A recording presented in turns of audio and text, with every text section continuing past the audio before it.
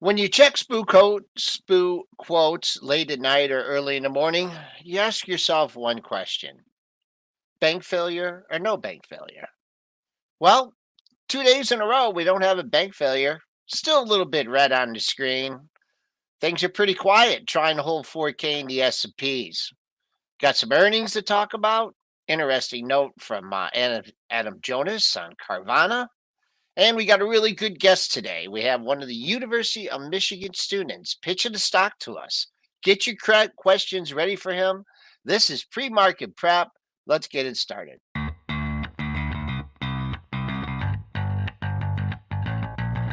Coming to you live from downtown Detroit, this is Benzinga's Pre-Market Prep with your hosts, Joel Elconin. This is a volatile puppy here, isn't it? And Dennis Dick. I'm bidding a penny. I'd buy that stock for a penny. With everything you need to start your trading day.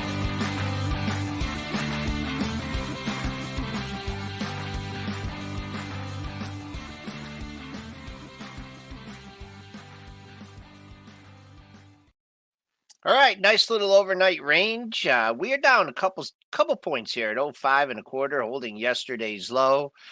We have the buck in the red, running into problems at 103 on the futures, down 26 cents at 102.25 and a half. Bonds, man, they're finding resistance up here. It used to be 134. It looks like 132 now. They're down a couple ticks at 130 and 6/32. Crude resting in the 70 handle, down 16 cents at 72.63. Gold just hovering this 1950. Doesn't want to break down yet. Up 610 at 1960. Silver still in the 23 handle, up 8.5 cents at 23.23. And Bitcoin, a little bit of a bounce of Bitcoin futures, up $195, 27,175. So Triple D, kind of a quiet night for you. There was some action. It was pockets of action. So it wasn't like your typical whipsaw chop all over the place, up 10, down 10. But there was pockets of action. We had a little bit of news, which we'll get to in a second. Warren got down and dirty for Good the old weekend. Warren. Yep. Yeah, you can always count He's on trying to go Warren. He got against down me, and you dirty. know? Are you still short that? No, I'm not. I just, You're out of it. it's more like a joke now, but. Yeah, I know. Hey, He sees Money Mitch. He's like, I got to go against that. Where's Money Mitch. he at on Get that him. thing? Is he like? I think he's actually moving his price, like where he's going after I it a think little he's bit just higher. buying the company. Like, I think he's honestly just going through and slowly buying the entire company. Like, Yeah, why do a takeover at like 95 and you just sit here once a week and buy 1% of the company, another 1% of the company? I don't know. That's what I think he's doing. You got to be over 25% right now, huh? He's probably close to 25%. He was 21 or 22 a while ago. He's probably around 25. So he sat here and he didn't have to pay any premium. So if he really wanted to buy it, this is the way he should do all of his takeovers. Why bother paying 95? Just sit here and just in the open market, just slowly accumulate the company till you have it all. You know what we totally whiffed on the last couple days? What's that? What did we whiff on? ATVI. Oh, well, no, we talked it. Did we? When it popped. Yeah, we talked it it when that it day, popped. Joel. Maybe you weren't on that show that day. You taking days off again? Yeah, we talked it for sure. That was the UK antitrust. No, they didn't see any antitrust stuff. So UK's good with the merger. So that's why I got the big pop. Mitch, it's 95. I mean, if they're good with it, the price is 95. So it's starting to look more and more like this could actually go through. Yeah, and the ARBs out there that probably took this one are probably a little bit happier. Oh, actually, I do remember talking about it. I do, because I said it was on this day, and I said, you know what? The ARBs, the scalping ARBs, they're not going to wait for 95. You know, they're not going to wait for a shoe to drop. And I said, you know, maybe there'll be a little bit of selling in there. So yeah, we did talk about it. Did come back a little bit. Still $11 from the takeout price, but you know, if you were taking risk here at 72, 73, 74, 75, 76, and just want to ring the register, put your money somewhere else. So interesting. I mean, we stuck with it. We stuck with Michael Pachter on this one. We stuck with G Munster on this one. Pretty good calls here, not only by us, but by some of the top-notch analysts that we have on this show. I wish I would have bought, that day that we thought the deal wasn't going to go through and we were talking about at a certain point in time, it's 23 points down from where it was. And you look at where EA and Take Two are, and you're like, wow, they're down a bit. But you were getting to a certain point in time where it was like 7 down, 20 up. So you had the 3-1. Whenever I'm setting up swing trades, I usually like the 3-1, 3-1 risk reward. And when this thing got down to $72, 71.40 on February, when they thought the deal was not going to go through, you probably had about a 65 on the downside, and you still have the 95 takeout price. So it really set up well down there. And obviously, hindsight capital's 2020 here again. But even if the deal didn't go through, then your downside just wasn't that much in the low 70s. It sat down. It traded down there for a long time. So, all right. Well, let's move on with the show, Mitch. What? All right. Still earnings, right? Before we get yeah. to Q1 earnings. Yeah, I since we already talked about it, I just want to wrap it up. So let's just finish the Berkshire mention here. Yeah, let's sure. just run through that, and then we'll move on to some different news here. Of course, there was an ad by Berkshire, added 3.66 million shares of the company between March Oxy. 23rd and March 27th. Oxy is what we're talking about. Occidental Petroleum, right? And now the stake is standing at 23.6%. So Can you show according to a Reuters report. 23.6. Mitch, can you just bring up the filings here? Just a teaching moment here. Again, we've done this before, but if you go into your pro, show how you do. Bring up your pro, show how you can get these filings. Boom. So we can just pull up here. We can, Oxy. let me share my screen because, we didn't have it shared here. Just 1 second. There you go. We're now you'll see it on the screen here, and I'm going to just pull us down here so you guys can see this. So all this information is in the pro. Boom. So we can go into Oxy, right? We can take a look down right here, and we can either go with just the news filings right here, show the filing, or you can go to the SEC filings, right? Yeah, and then you can just go do it this way, right? Then you can see right here, 10% buy, right? Average price $58.98. Then you can, of course, just open it up here, and then you can actually start running right through it here. And if you go, the interesting part is you can see the prices that he actually paid. So you can go in here and you can see 58, like you were saying, there's 4 different purchases here, it looks like. 58, you're moving it around, so I can't see it as he goes. Just scroll up. Oh, he's making it bigger. Okay, then he's going to scroll up, but you can just see in the securities column there, securities acquired. The A means acquired, D means disposed of. So D is a sell, A is a buy. 58.28, 59.16. These are average prices. It's probably some type of algorithm, so that's the average price for those purchases of $1 million. And then obviously 2 different days, the 23rd and the 27th, which was actually indeed yesterday. So he's out there getting down and dirty yesterday as well. We know that Warren floor. We talked about it in Oxy. I'm long the stock. I've been still doing my trade, the long overnight every night, and the extra in my long-term account. It's been working and paying the bills, so getting paid for it once again here. I sold my extra Oxy early this morning.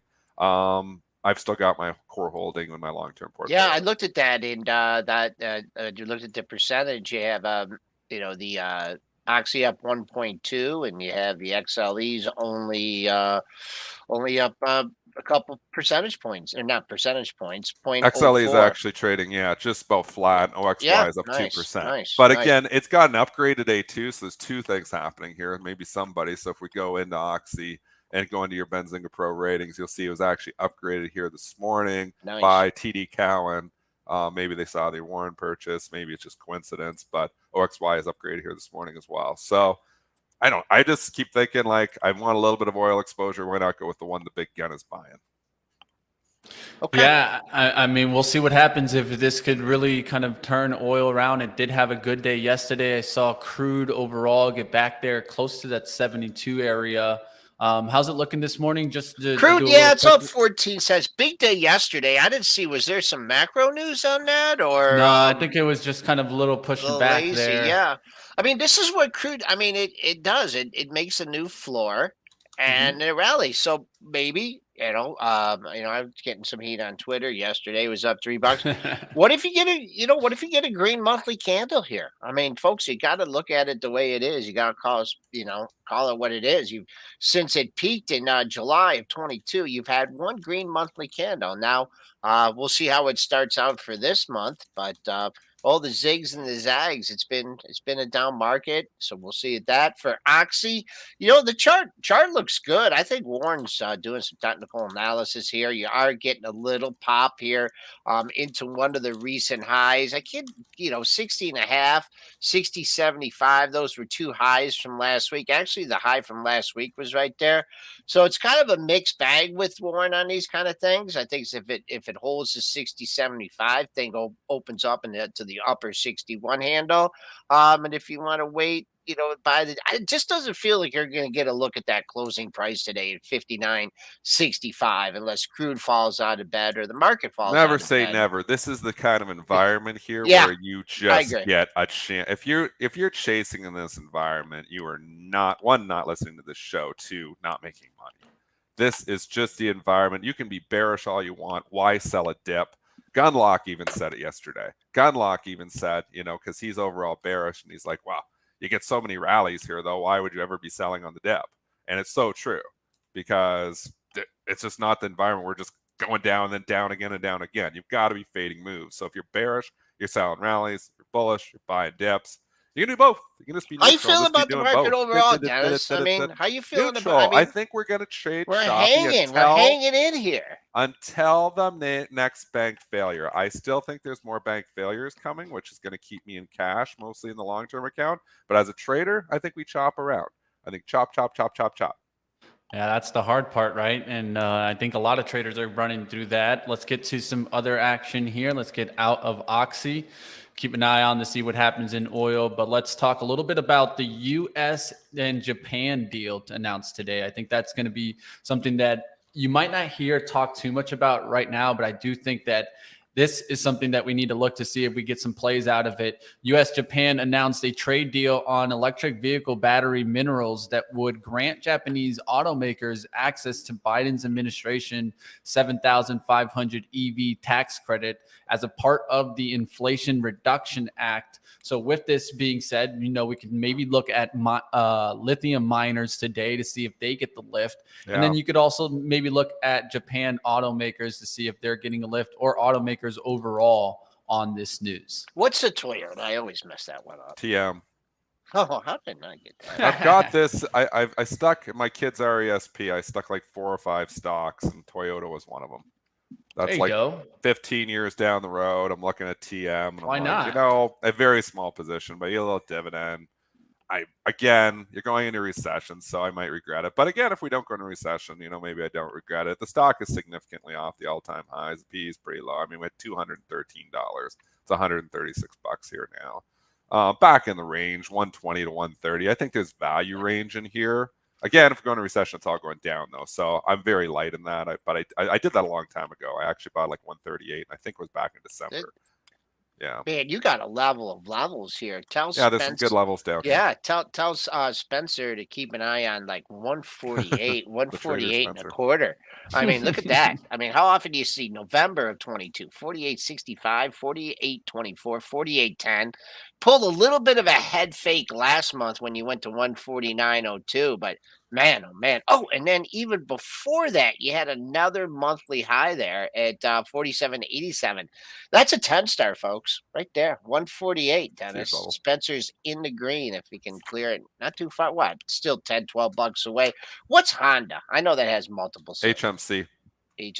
Honda I thought about this one too. I thought about Honda, and it has pulled back, and obviously it's went nowhere for a long time. You go to long-term chart, Honda's just gone nowhere. Yeah. Again, it depends on your time frame here. I think if your time frame's 10 to 15 years, I think some of these automakers actually could be buys. But I think you're going to get them cheaper here the next couple months because I think it's going to get ugly. The lithium suppliers, that's where we started the conversation. LTHM. Yeah, I rebought the LTHM, so I sold it. Now I'm back in with you. Yeah, I rebought it here. Just I'd say a normal size position. I rebought it right around in here, this 21 area. Just a few days ago, and this is in the long-term portfolio, not in the short-term trading account. I just feel like there's support down in here. I still feel like lithium is going to be a big part of the future. It had the nice run up to 25, 26, which felt a little bit overdone. I had originally purchased at a really bad price. I'd originally purchased like 26 or 27. I lightened up into the rally, and now I've rebought, and I've brought my cost basis down substantially here.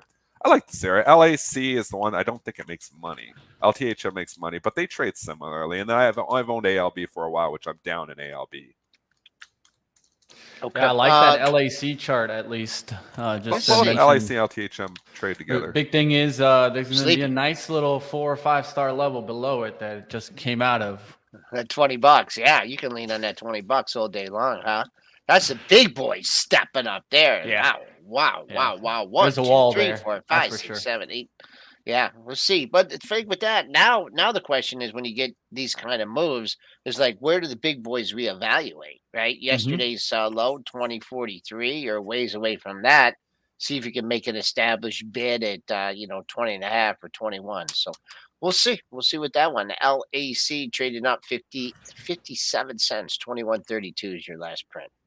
All right, let's keep it going. Let's go to Walgreens Boots Alliance here. Q2 adjusted EPS $1.16, beat the $1.10 estimate. Sales of $34.86 billion, beat the $33.53 billion estimate.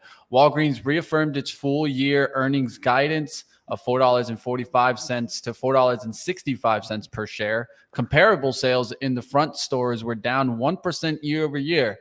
I know Dennis is going to like this one. Driven by much lower sales of over-the-counter COVID tests. Yeah. Now, you've talked about the no jabs, but did you talk about no COVID testing? They're not even testing anymore, Dennis. Yeah. They're going to need the jab. The people were going into these, obviously, to Walgreens, CVS. Did they give the jabs at Walgreens, CVS? Were they giving the jabs there too? Yeah. So they're not going to That's where Walgreens, I got CVS it. to get the jab.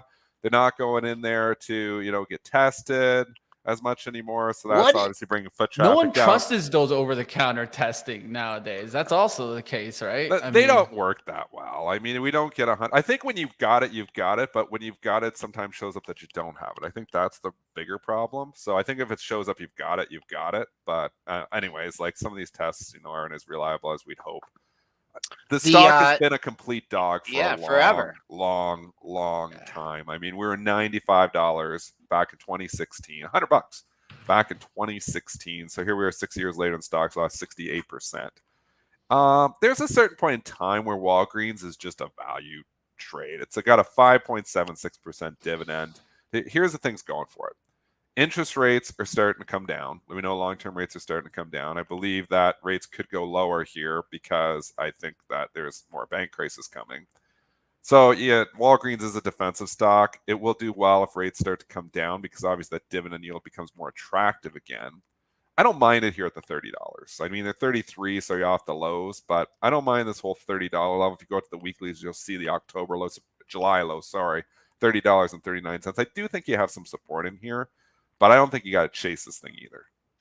Resistance pretty well defined. I mean, that pop in the pre-market. I mean, that took it almost to $34. But if you go to your dailies here, just multiple highs at the 33.80 levels. So I'll stick with that. You backed off 50 cents.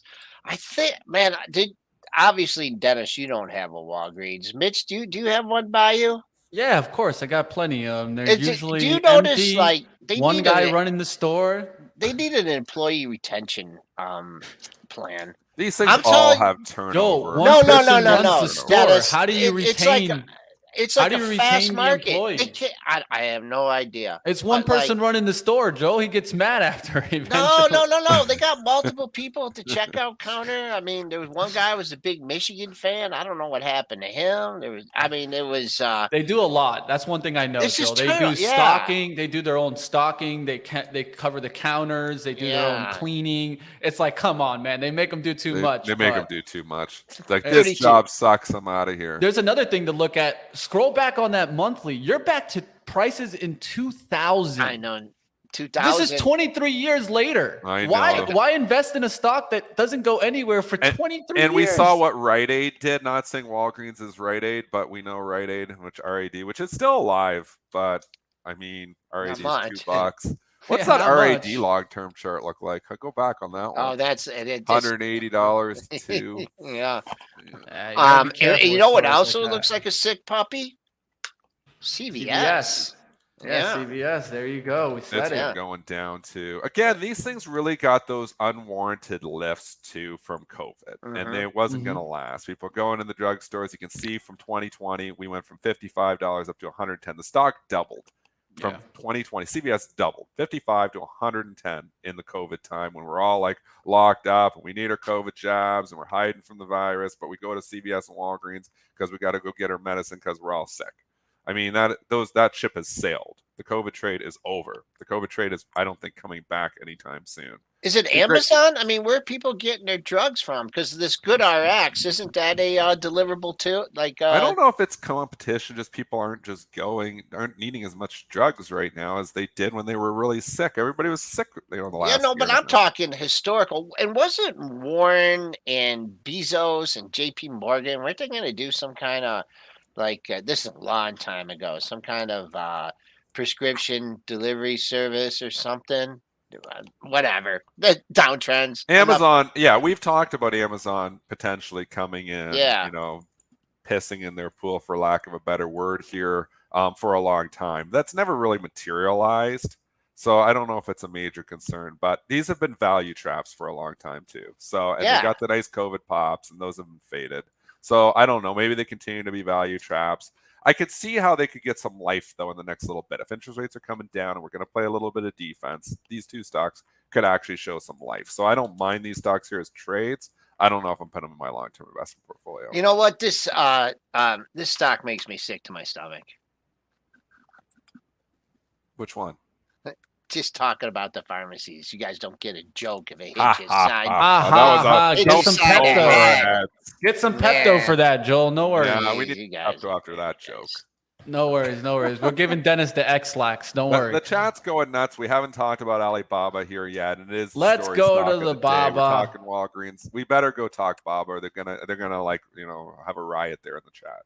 I guess they think it's that important. Let's get to it, right? All right. Alibaba said on Tuesday that it will split the company into 6 business groups, each with the ability to raise outside funding and go public. Each business group would be managed by its own CEO and board of directors. Alibaba said in a statement, of course, it is designed to unlock shareholders' value and foster market competition, right? Joel's got a word for this. We'll see what else is going on, but definitely something to keep an eye out for. Will this affect all China stocks today? I'll kick it to you guys. Joel? Financial engineering. I saw that one up the middle at its for you finest. There. Yeah. At its finest. I screwed this trade up. I'll let you do the technical, but I screwed this up royally. I like the $80 level. I bought it at 81, and I know I said it even on the show. And then I got spooked because she was going to meet with Putin over in Russia, and I'm like, I'm not having any part of a China stock. You should have known better, man. And that was the bottom. It opened down that day, and it was like the Friday or whatever, and it ended up taking out the 80 support. But I was already sold because I was like, when I heard that meeting was coming, I was like, nah. So I bought at 81 and sold at 81. And I actually was going to put this on for a swing because I liked the level. And I was like, I also like the fact the tech stocks were starting to heat up, and the Alibaba was a catch-up trade for me. So I had the setup and everything. And then I heard about that meeting. I was like, I don't want to mess with that. I don't want to be lying to China stocks. What if he says, oh, yeah, we're buddies, and it's us against the world? I was like, oh, this is going to be good for China stocks. Anything like that happens. Nothing really happened to materialize from that meeting besides a handshake. So, I mean, Alibaba has been up since, and I screwed this trade up. Shame on me for getting spooked out on that. Should have re-entered. Actually, the sale wasn't bad because it was an unknown. But once nothing bad happened from that meeting, I should have re-entered the trade. And I had an opportunity to get at 82, 83, 84, and now it's 94 and it's gone. So screwed it up. Well, one thing I just mentioned before we get the technicals is we got to kind of remember last time this happened, it was the bottom of China stocks. Remember October 24th when Xi was getting reelected and everyone thought the world was ending? Well, it quickly turned around, right? We've been hearing this multiple times. And I'll tell you, Dennis, I think we're more afraid of China than a lot of people are because there's definitely people taking bets in these markets. What do you think, Joel? You know what? I think that with this stock, you got to be in it to win it, overnight. Either way, it's like it comes in and the gap's like crazy. If you're long, up $8.50. If you're short, you're getting killed. So the technicals are tight because it's already traded. I'd say this $95 area, 95 even. Now you're bid up here, so that's important. That's a big difference. It looks like you're up here. 6.4 Running. million shares have traded. So there's some people that are taking this for real. I a lot of times I look at the fade on these kind of things. I'm not looking at a fade on this one. Maybe if you took it home overnight and you wanted target, I could give you a juicy target at 10047, but it ain't going to be a Yeah, straight path. $100. Yeah, $100 would be my target too. If I yeah, was in this right now, yep. I'd have the $100 target. I'd probably ring the register on some of it though, just because we've seen this environment where stuff can fade. I'm definitely Yeah. not shorting this. And you're talking about breaking up into 6 companies, and the stock has been beaten up, and there is a lot of value. Maybe this does unlock the value. I'd be a buyer of pullbacks, but this is definitely not a pullback. It's always a tough call with these, and I don't know if it's given a lift to the FXI at all. Sure is up there, trading up. And someone said pin duo has been breaking down. Yeah, boy, oh boy, all the way up and all the way down. That's getting a little bit of a lift. Gap's really not real. And what about Dennis's favorite stock, Baidu? BIDU. What can they get? Maybe they'll break up their That's company 160. next. I know they are the masters of well, I won't say that word, but they're the masters of running headlines that are hot. We're into EV. Oh no, we're gonna go into blockchain. Oh no, we're gonna go into Chat GPT.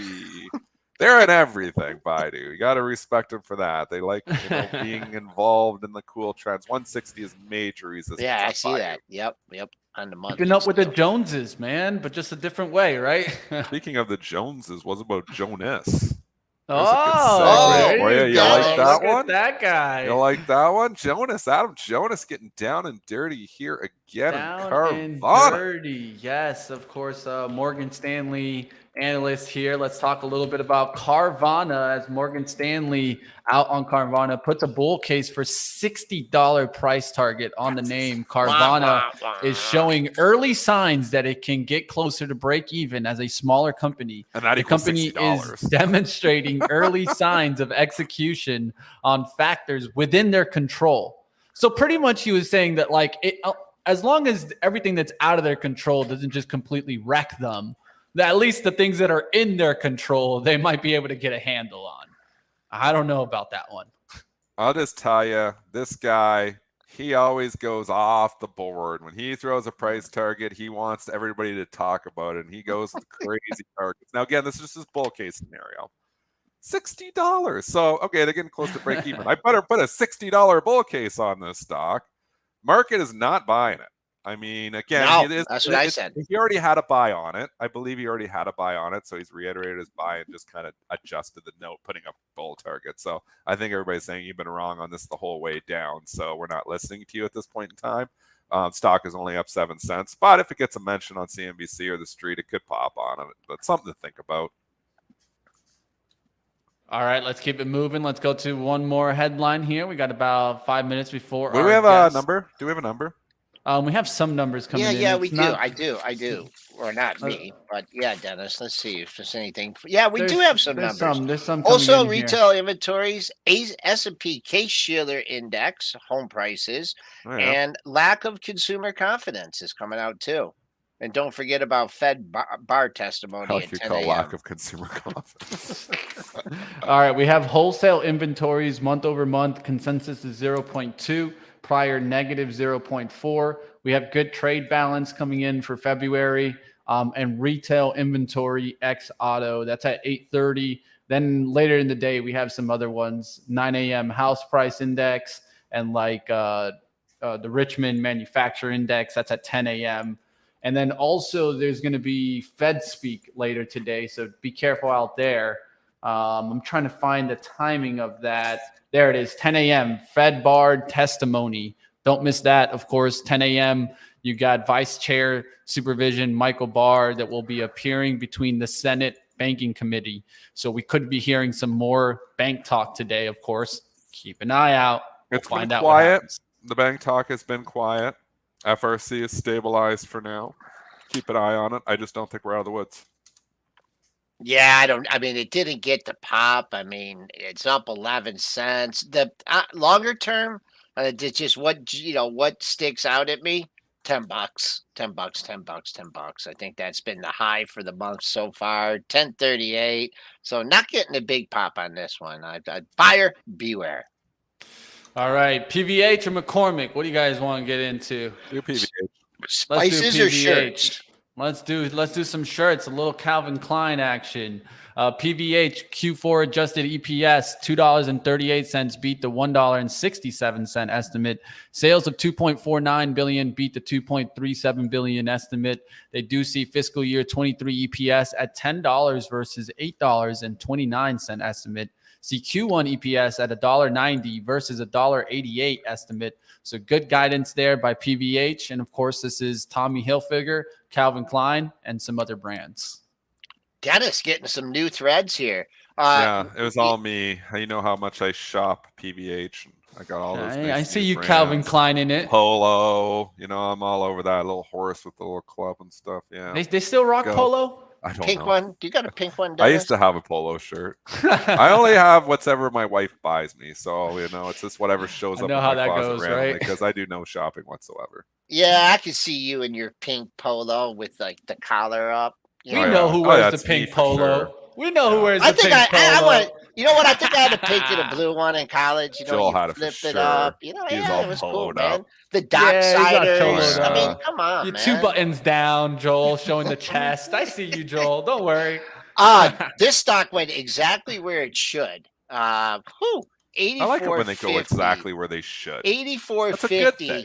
When's the next area? Man, there's a bunch of highs. There's a high 84.43. Man, if you can get back up there, I'd be palms out at that area. I just 13,000 shares is taking it up here. I'd be if you're brave enough to buy this one off the open and it keeps on going, then you better place your stop at that open if it comes back down through it, because there's absolutely nothing in here until 74.48. And this is, it trades a little bit of volume, but man, if you'd been buying this thing, pretty much a gift. That's my opinion here. On what was the old name of this? It was before PVH. Come on, guys. No, I don't. Help me out. Chat will help me out. Where are the old guys in the chat? Come on now. This is Philip Van Heusen, right? Yeah, it had a different name. Heusen, but was it just called Philip Van Heusen? Yeah, maybe that was it. That's who's are leaking, right Dennis. Watch your bids there. We got. They're not liking. They're not. They're leaking. Shop fast again. This is what we're in. The leak. Shoppy. Yeah, welcome to shop. Yeah, definitely been chopped on the monthlies. We'll see if we can continue. Will we get to 400? Who knows really right now? I'll tell you what, let's get out of this. Let's go ahead and let's get to our guest today. Joel, we got a special one for you today, team.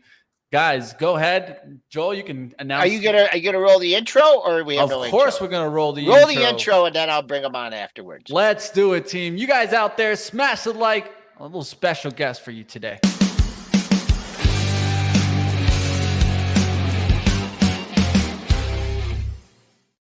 All right, from Northville, Michigan, a 6'2", maybe 170-pound junior, studying the BBA, emphasizing in finance and minoring in computer finance. We have Tejuice Gumu Davelli. How you doing, Tejuice? I'm doing all right, guys. How's everyone doing this morning? Good. You enjoying the show? Yeah. It's been awesome to hear so far. Okay. All right. So as everyone knows, I was impressed Joel got did you get your last name right? Because that's a tough one to pronounce. Gumu. Yeah, it was pretty spot on, honestly. Good job, Joel. Oh, well, how do you think I did that, Dennis? I asked whenever I have a guest like that, I ask for the phonetic spelling. You're going to have to learn that trick when you take over for me when I retire. So I was at the Michigan Stock Pitch competition, and I'm telling you, all these kids were absolutely incredible. And I think you went first, right? Or second? Second, yeah. Second. So it's some tough competition out there, but I'll let you take it away, pitch your stock, and then we'll come at you with hard questions. Awesome. All right. Go ahead and if you could share your screen, and I'll get it up on the screen here so we can check out the presentation here. There we go. I got it up. Let's get into it. Too. I like this. Let's do it. Yeah. So the stock that I pitched was Proto Labs. They were trading at around $30.99. I think they're around $31.50 now. And my recommendation was a long with a 1 to 2 year time horizon with a price target of around a 20% upside. And I'm going to get to how I got to that upside. But the story that I wanted to convey with this pitch was super simple. It's just the ability of Proto Labs to generate strong expected future cash flows.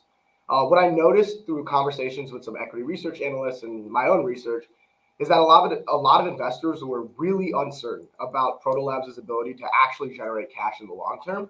They saw kind of flatlining revenue, compressing margins, and exited the stock quickly. But where I see that the market is wrong is that strong revenue growth from a sticky consumer base and the ability for future margin expansion is actually going to trickle straight down into cash flows, which are going to provide direct returns to investors. And the catalyst that I see that's going to help this stock is those repeated earning hits, right? Over the next 6 to 9 months, earnings hits and surprises are what I expect, which are going to boost that stock price back up to a fair valuation. But what Proto Labs really does, for those of you familiar with the ticker, is they produce low volume mission critical parts for prototyping and short run manufacturing. So if a company needs a quick part for a prototype or just to make a couple parts of something, honestly, they might go to Proto Labs rather than doing that manufacturing in-house just because it might be super expensive just to make a couple iterations of one part. And the unique thing about Proto Labs is that they have over 55,000 unique customers. They don't just target big clients or small businesses. They kind of have a wide variety of them in all sorts of geographies in America and Europe. And if you look at the recent stock price, it's been pretty abysmal relative to their peers, which obviously provides pretty good value opportunities for us bull investors. And in the revenue breakdown, I'm not too much of an engineer. I'm a finance guy. So what I can say is that 80% of their revenue comes from traditional manufacturing methods and 16% comes from 3D printing, which is the sort of new growth space. And here's some of the key metrics financially and stock-wise. But their business model is super simple, right? You upload a CAD model to their software, and you'll receive analysis on how good your manufacturing is, as well as what the price of the product should be. And this analysis is done through their pretty proprietary digital platform, right? They've spent a lot of time working on this digital network that makes sure users have an end-to-end experience from uploading a part to actually getting the final part shipped to their door. And the important thing about that is that the parts can get shipped within a day, usually under a week. So that quick lead time and turnaround time, which is why Proto Labs is still heavily used today, right? People want to get that prototype immediately in the door, test it, and order new ones as needed through different iterations. Proto Labs' digital platform allows for this testing and iterative process. And that's really different from their broader industry. The industry that they operate in is this idea of rapid prototyping. And the general trends in the industry are the emphasis on cheap and scalable manufacturing, which is why a lot of their competitors have been tilting towards that 3D printing side of the business. But the main thing that we saw during the pandemic and sort of continuing through the manufacturing space is this idea of SKU proliferation and supply chain consolidation. Companies don't want millions of different SKUs, millions of different prototypes from a bunch of different suppliers. They want one supplier that can provide them with a variety of services. And again, that end-to-end integrated ecosystem experience. And again, that's what Proto Labs does a good job of in a pretty competitive market, honestly. You can see on the bottom left, the revenue share, the top 3 competitors make up around 50% of the revenue, and the next 500 make up the other 50%. So there is some opportunities for market share grab from those smaller companies. And what really separates Proto Labs is their digital model and their emphasis on being a digital platform with those proprietary pricing and manufacturing analysis tools. And getting into the actual bulk of why this is a good stock to buy, at the end of the day, Proto Labs is going to experience top-line growth. The end markets that they feed into are the electronics and healthcare markets specifically. Over 50% of their revenue comes from these places. And specifically, they funnel into the R&D pipeline of these industries, right? When healthcare companies are trying to test out new packagings or electronic companies are trying to test out new prototypes, that's going to go directly into their research and development budget. And on average, I was able to calculate that there was around a 7% projected R&D growth, which I do think will trickle into around a 5 to 10% top line growth for Proto Labs that may taper out during the later years, maybe 3 or 4 years. But in terms of cash flow generation, that does provide a lot of future value. And especially the fact that they do have mild exposure to the 3D printing space. The company themselves have stated that this isn't a main priority for them, But the fact that the 3D printing space is growing at a 20% CAGR year over year, just by TAM and SOM expansion, I do see that Proto Labs can benefit from some of this growth.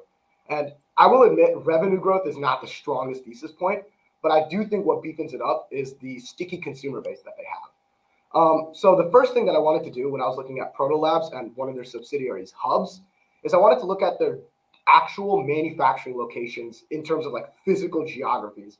So I went through a little bit of manual effort, some dirty work, kind of scraping the internet for geographic coordinates of their locations and also the locations of their competitors. And I put it into a map, highlighting green where they have the most presence and red where they have the least presence, and kind of everything in between.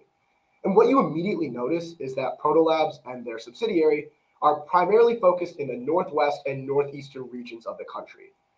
It's basically impossible to back into who their customers are because this is something they keep confidential.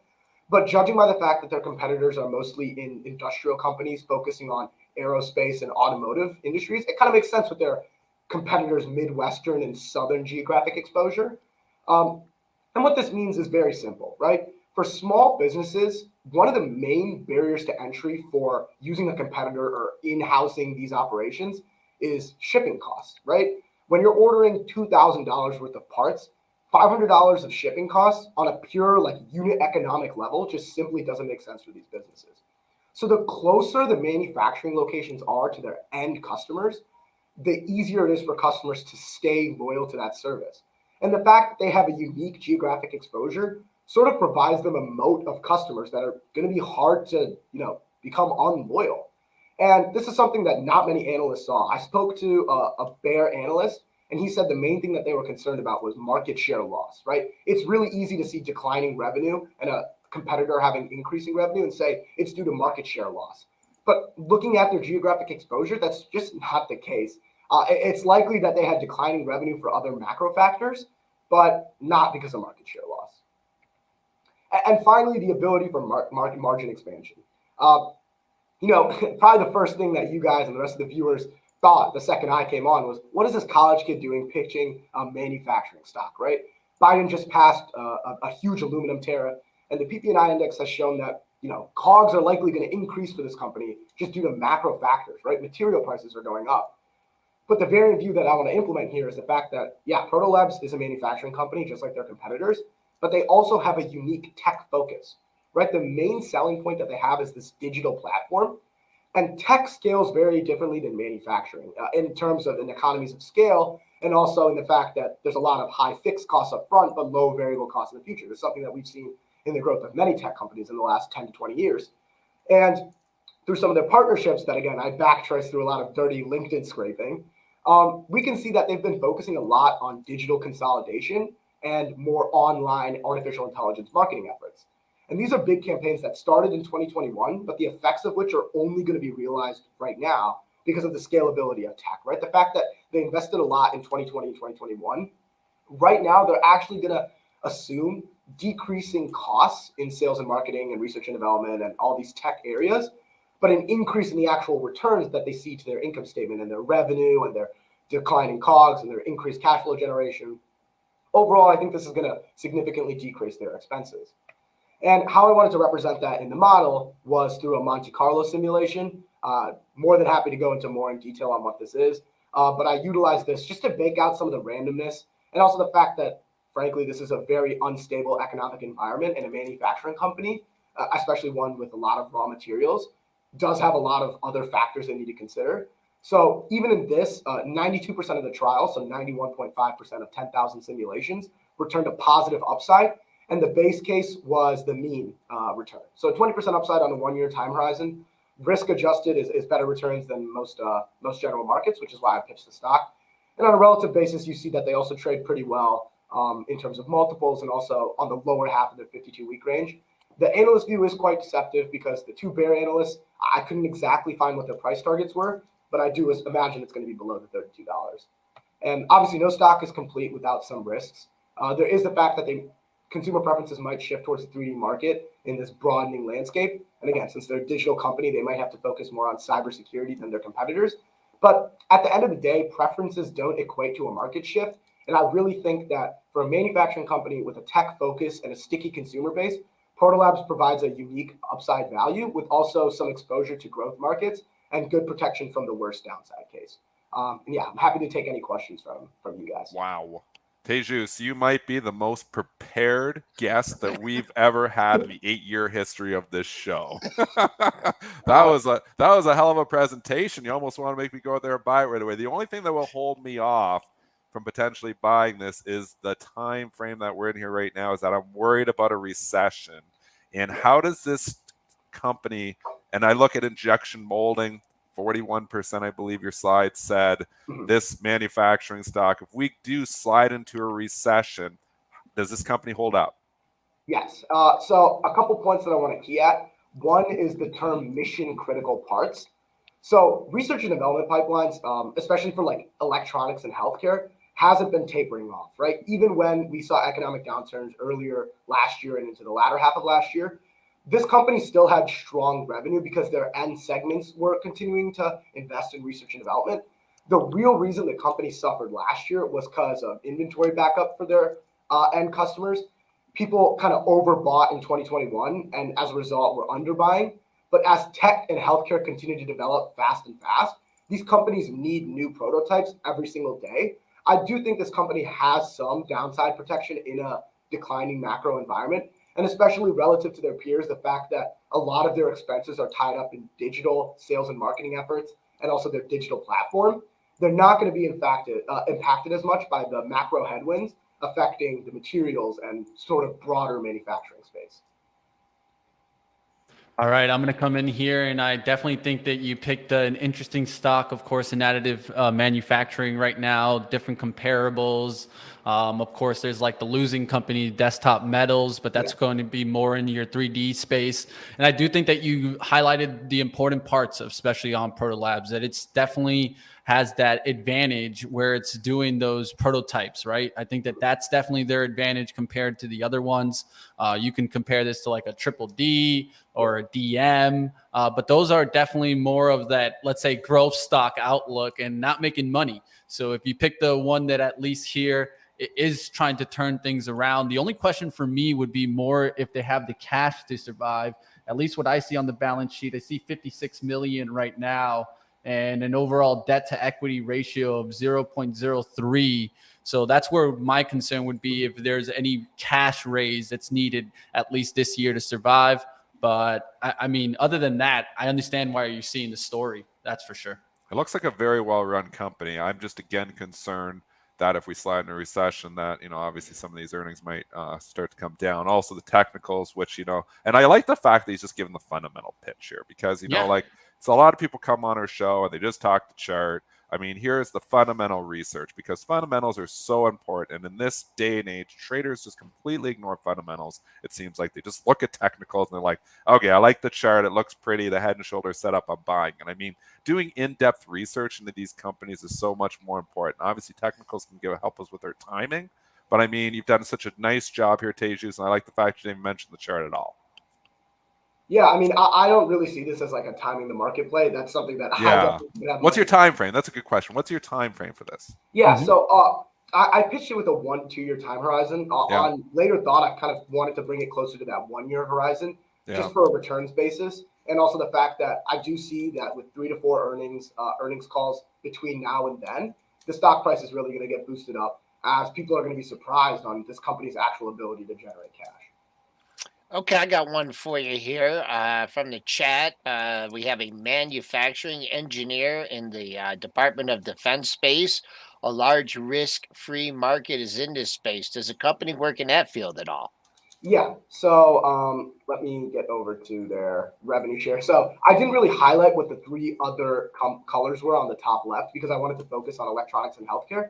But I believe 5 to 10% of their revenue does come from the defense space. With an additional 5% coming from broader industrial and then 5% from automotive. So they do have exposure to their sort of defensive areas. But again, funneling into like R&D and prototyping, that's not the main priority for a lot of these spaces. And also just from a geographic composure, they don't have as much geographic exposure to some of these primary areas, which is why it's only like 15 to 20% of the revenue. But yes, they do have that as sort of a stabilizer to their top line. Okay, Dennis, anything out of you? Just same thing. I'm still just concerned about, obviously the industry so much. I think what I'm going to do is put this on my watch list. I'm scared of the timing right now because I do think there's trouble ahead for the markets here. But this stock, put it in perspective too, and we can show the chart here, which we haven't shown yet. I mean, it's been straight down. Obviously, I don't know what happened back in 2020. Maybe I'm going to ask you about that too, Tejas, because we had this, really ridiculous run from $70 to $286. So you're talking about a stock that's 90% off of its highs and maybe had no business being up there. Just the last question just being, is a lot of bad news already priced in here because we're so far off the highs? Yeah, I definitely think that. That's a great point, and I think that's another thing that immediately drew my eyes to this stock. One of the first things I screen for is stocks that are like disproportionately battered relative to the market, and this ticker popped up.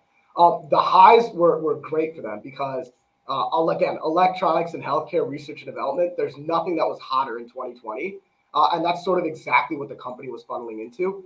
Also, a lot of their new acquisitions and new developments in 3D printing started at around that time. What I do think we've been seeing since then is an exaggerated beatdown, especially in the last quarter. They had a very negative EPS due to like a large impairment of goodwill and other factors non-related to the fundamental business. I do think a lot of that negative macro has been priced in because, frankly, the stock price is trading at almost like worst case relative to peers, which is why I do think there's strong upside. But again, the macro factors are a good concern, which is why putting it on your watch list I think is very valid. But hopefully I'll teach you to some of the growth in the long run. Tejas Gumo-Develli from the University of Michigan. He was the third place finisher in the contest, and he was in tough. I'll tell you right now, I don't know if I'm going to buy that stock, but if I could go long your speaking and presenting skills, I would We're do long that. Tejas. Yeah, you do it. Tremendous job. Good luck there. We'll keep an eye on it. Thanks for coming on Pre-Market Prep. A treat for all of us. And he actually got some nice things coming out of the chat. So that doesn't always happen. So have a good day. Thanks for getting up super early. I know, college days, 8:30, 9 o'clock is pretty Tejas early. is up so early. We can he tell probably wasn't out last night. There was no Monday night football, so he probably went to bed a little bit early. So thank you. And we'll speak to you soon. Take care. Thank you guys so much. Thanks, Tejas. All right, and definitely the chat was asking where could we get some more picks out of him. I tried to get a Twitter out of him, but he doesn't even got a Twitter. So I told him, he's out there listening probably right now. Hey, get that Twitter, man. They want to follow you, my friend. They want to keep up with these ideas. I know that sometimes we're focused on our work, our college work, but maybe you just open up for some of these kind of case studies, a Twitter, so some people can follow. Just a shout out to him. Hope he gets that social up. Let's get to the action. How we doing on the market overall? We're leaking. They didn't like those numbers. They came out at 8:30, so we're back under 4K. You kind of get different slants and feels about the market, and right now it just feels like people know where they want to sell. Like, on the pops, like yesterday, the market was very firm at, when it tried to test the pre-market high. And so right now it's easier for me to pick out resistance in places where I'd rather sell or short. On the downside, I think you just have tepid buyers here. It doesn't, I can't give you a level like, whoa, like this is, I don't even think I have any 3-star supports for a while. So that's the way it feels right now. Down 850. The other thing too that was pointed out to me on Twitter, little chinks in the armor here, right? What took us up last week? It was the big boys, right? It was Apple. Apple traded down 83 cents, break it to a big level. Microsoft, one hell of a run. Someone just stuck their foot out at 281. Now you're selling in the weakness. Google had that run. If you chased it, you're getting smoked. Amazon did participate, but not as much. Amazon's starting to leak a little bit. And boy, oh boy, if you've been holding on to your shares in this Nvidia run, if you're not going to ring the register soon, man, I don't know. That's been one heck of a run for It's been Nvidia. a hell of a run here. Yeah. And all this tech is priced to perfection here. Absolute perfection. We are in an environment where, let's just take the banking crisis right out, because before the banking crisis started, these stocks were lower. So do we think now that we've had a banking crisis that now tech is a place to be? Maybe if you think the rates are really going to start dropping. But the only reason the short-term rates are really going to start dropping is if we get more bank failures, and that's not good for stocks at all. So I just don't see the value here in Apple, Microsoft. Nvidia is the same thing. I mean, yeah, Nvidia is best of breed, and it's always going to trade with the premium. And yeah, maybe we should have been buying it when it got down to 30 times earnings. But here at approaching 60 times earnings, it's hard to get behind it here. Google has had, remember they just hammered it off ChatGPT. Well, basically in a week and a half, they brought it all the way back up to those highs. So I think it's just a good selling opportunity for all these stocks that be selling rips on all tech.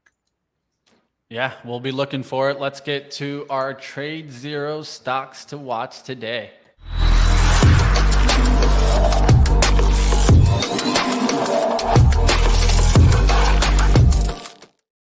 All right, let's get to the action. Let's take a look. Of course, you see on the top there, just to start it off, you see PVH, right? I mean, we've seen that one. We've talked a little bit about that one already today.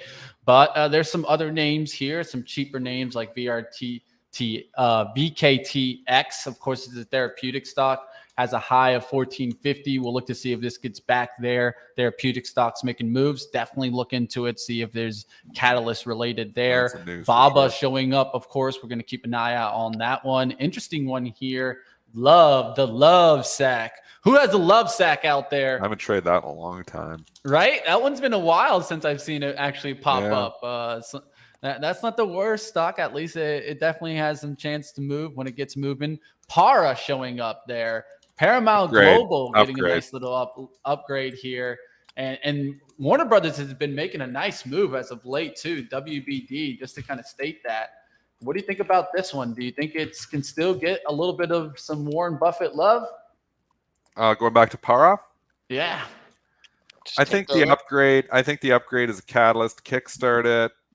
It has been a consolidation station for a bit. I've been in and out of this thing a couple of times here. It's got good value down here. I won't doubt that. Again, I'm just concerned.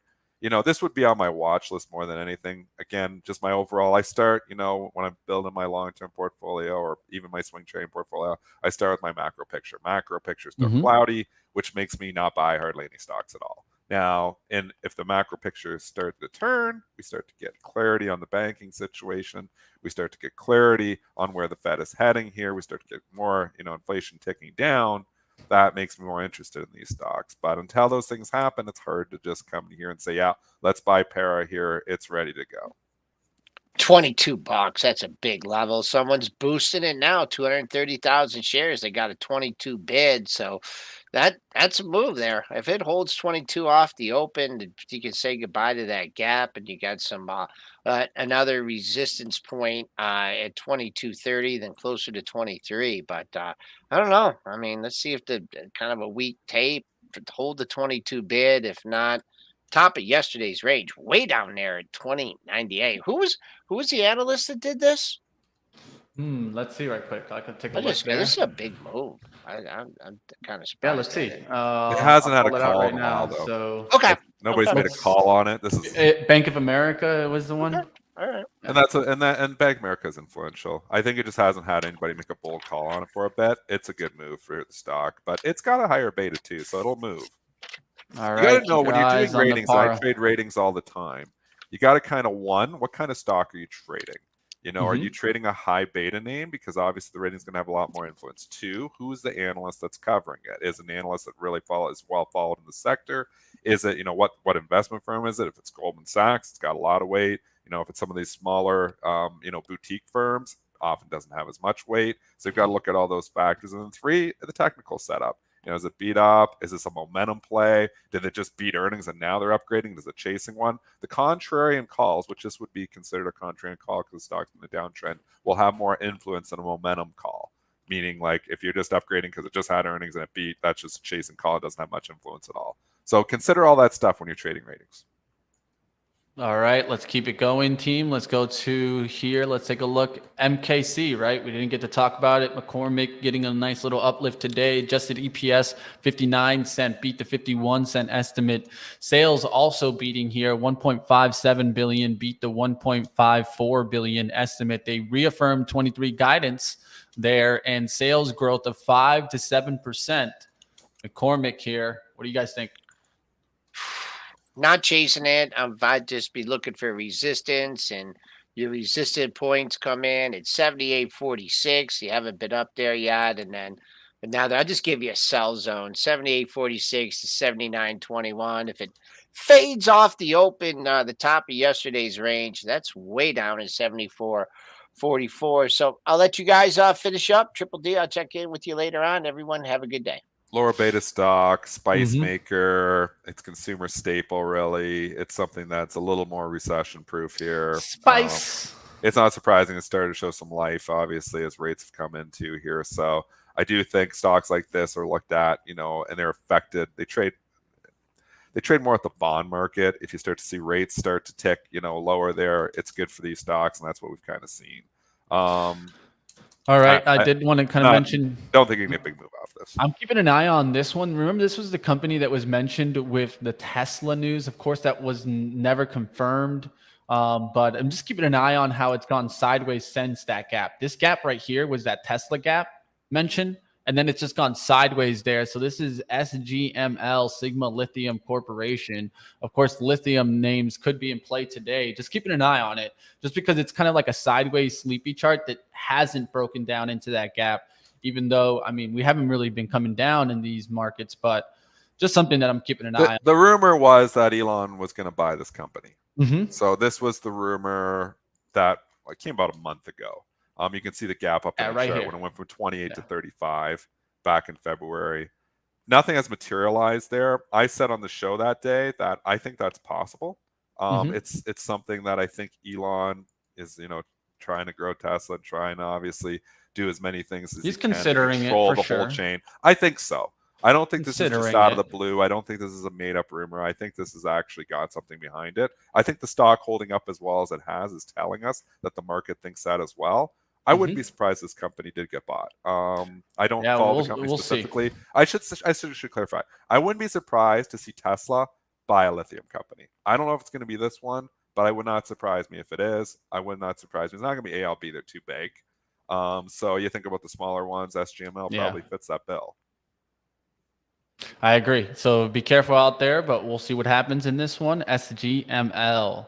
All right. The Yang Life, of course, that's bearish. China, so that's not doing well today. So maybe China gets that uplift. Of course, Alibaba helping that out. Baba. Yeah, there. So Coin keeps on the decline after that mention, of course, from the Wells notice. We haven't even gotten an update on that, right? And that's where it gets a little bit concerning, especially as it keeps coming down. How far will it come down, right?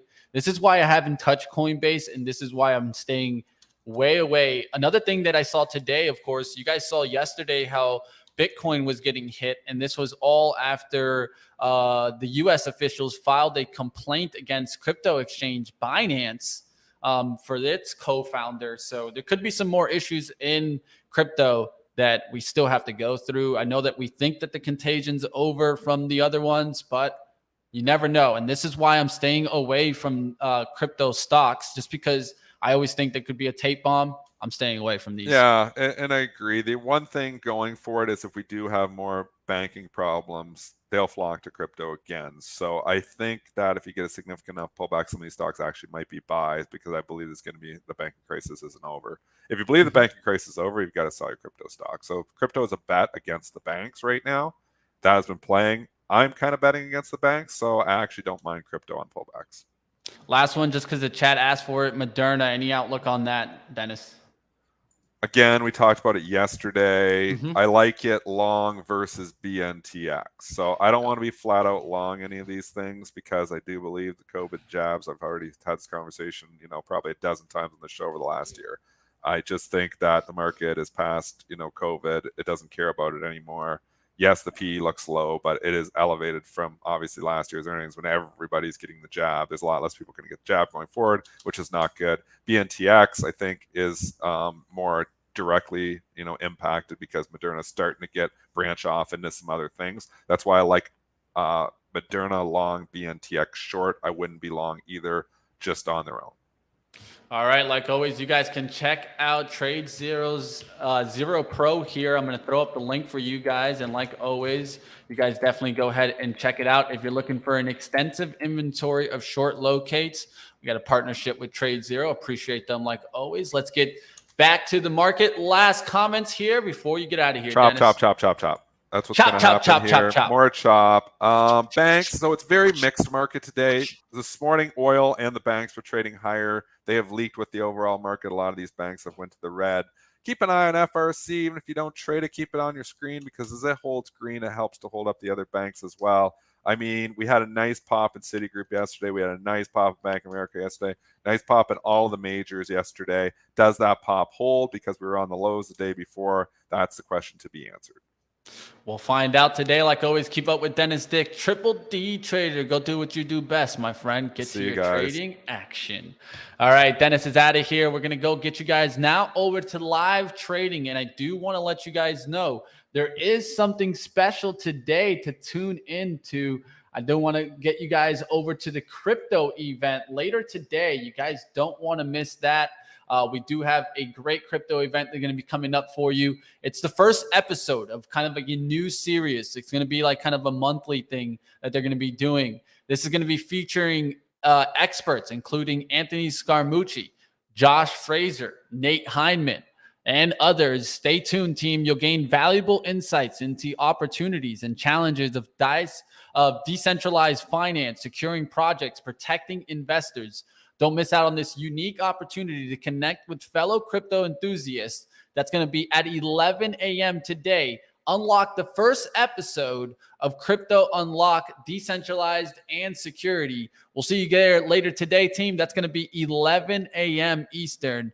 Tune in, team. You guys can find out a little bit more about what's going on in the crypto space. I know that's going to be after live trading, so time to get you guys over to live trading. And of course, like always, keep growing with our book club.